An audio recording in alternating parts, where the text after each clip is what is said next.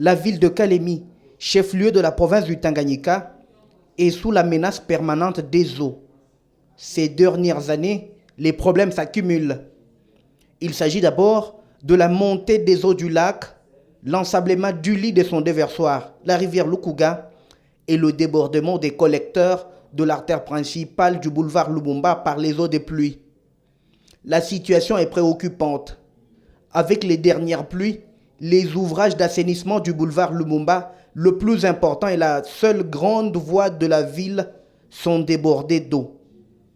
Pour cause, l'étroitesse de ce collecteur ne permet pas un drainage simple des eaux et déchets charriés par la pluie. Les têtes d'érosion qui se sont créées du haut des collines surplombant le centre-ville ont du mal à être maîtrisées. De la cité, en plein cœur de la commune de Kalemi, descendent de milliers de mètres cubes d'eau et des dizaines de tonnes de sable et d'autres déchets qui s'agglutinent dans le fond marin du lac et de son unique exutoire, la rivière Lukuga. Voilà la première explication aux inondations monstres qu'a connues la ville de Kalemi dans le lit du lac Tanganyika, où plusieurs centaines de maisons ont été inondées, détruites, forçant les habitants à déménager vers des lieux plus sûrs. Les dernières pluies ont démontré les limites des ouvrages d'assainissement à retenir les eaux.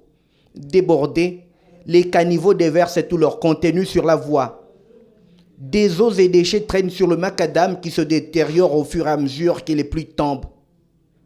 Quand il pleut à Kalemi, il devient difficile de distinguer rivière et route. Modeste Kabazi, coordonnateur du cadre de concertation de la société civile du Tanganyika, craint le pire. Il s'inquiète en effet du sable et des déchets qui ont rempli le lit de la rivière Lukuga. Et pour permettre au lac Tanganyika de respirer à travers la rivière Lukuga, son unique exutoire, Modeste Kabazi propose le curage du lit de la rivière et l'agrandissement des principaux collecteurs devant drainer les eaux de pluie. Au jour d'aujourd'hui, il en est de même. Donc, on constate que les eaux continuent à gonfler. Alors, quand on regarde avec les yeux de profane, parce que moi je crois qu'à cela, il ne faudra pas être très savant, il ne faudra pas être très scientifique pour le constater, quand on voit les roseaux pousser en pleine rivière, cela veut dire tout simplement qu'il y a de la boue, il y a de la terre. Donc le réseau ne peut pas pousser sur quelque chose qui n'est pas. Ce n'est pas en l'air qu'il pousse, sinon les eaux les auraient déjà emportés. Alors la solution, c'est de pouvoir curer la rivière, draguer la rivière, le Lukuga, pour espérer la baisse des eaux. Parce que tant qu'il y a toutes ces tonnes de terre qui tombent dans la rivière, eh bien, à un moment donné, il y a le reflux des eaux sur la terre ferme. Le lac Tanganyika, deuxième lac le plus profond du monde, avec 1470 mètres, après le lac Baïkal en Sibérie, est aussi le deuxième plus grand lac d'Afrique, avec 32 900 km² après le lac Victoria. Selon la Libre Belgique, avant la montée des eaux de ces 2 dernières années, la dernière crue exceptionnelle du lac remontait à 1963. En décembre 2020, la montée des eaux du lac Tanganyika a inondé les villes de Bujumbura, capitale burundaise, Uvira au sud Kivu et Kalemi au Tanganyika. À Uvira, plus de 17 000 personnes avaient fui leur maison à cause de cette montée spectaculaire des eaux. Modeste Kabazi appelle ainsi à l'implication du gouvernement central pour permettre au lac d'évacuer librement ses eaux et baisser de niveau. Pour lui, le niveau national doit intervenir pour qu'on ne puisse plus déplorer la situation comme celle de Kentucky aux États-Unis. Il estime que cette ville risque de disparaître si on ne fait pas diligence. La province du Tanganyika, je ne pense pas que leur budget puisse permettre à ce que l'on puisse curer la rivière Lukuga et entretenir certains collecteurs.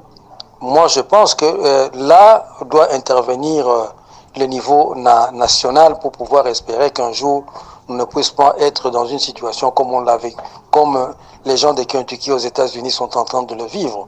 Donc cette ville risque de disparaître si on ne fait pas diligence. Les autorités de 3 pays riverains du lac ont initié des études de faisabilité pour leur permettre de mener des actions concertées J'ai vu les autorités qui sont venues du Burundi, de la Tanzanie, mais depuis qu'on a échangé avec eux, on a dit qu'on allait partager les résultats de nos études, mais hélas, jusque-là, rien n'est fait, alors que la situation sur place est en train de se dégrader. Je ne pense pas que ce soit seulement ici, parce que l'an passé, on a vu aussi la ville de Bujumbura qui a connu les mêmes inondations que ici chez nous, tout simplement pour dire que la voie de sortie des eaux du lac Tanganyika s'est rétrécie, en l'occurrence la rivière Lukuka. Le dérèglement climatique est pointé comme la cause majeure de la montée des eaux. La République démocratique du Congo, la Tanzanie, la Zambie et le Burundi qui partagent le lac Tanganyika doivent s'y investir. Situé à 80% en République démocratique du Congo, le pays a la plus grande responsabilité dans ce dossier. L'eau étant à coup sûr le problème et la solution majeure de ce 21e siècle. À travers le lac, Kalemi, chef-lieu de la province du Tanganyika, ouvre sur le port de Kigoma en Tanzanie, celui d'Mpulungu en Zambie et Uvira au sud Kivu à travers son port, un des plus importants de la RDC. Le lac est aussi une grande merveille touristique et une réserve inépuisée des ressources halieutiques qui font du Tanganyika la future destination des investisseurs du monde.